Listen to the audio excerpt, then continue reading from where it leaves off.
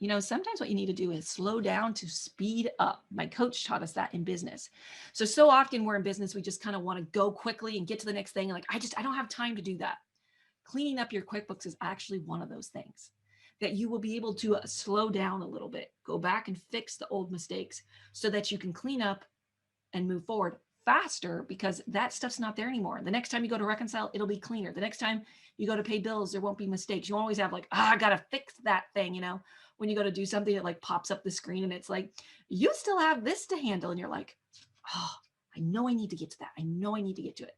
When you can just set aside enough time to slow down, to fix the things that I teach you inside this community, then you'll be able to actually speed up faster moving forward. So I hope that inspires you to go, yes, it's time to get things cleaned up. It's time to get things moving in the right direction.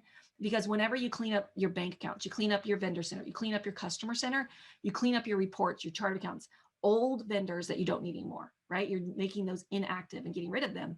It actually allows you to speed up because you don't have stuff in there you don't need anymore, right? Get rid of that old gasoline, add some new, and keep moving forward. Move faster than you did before, okay?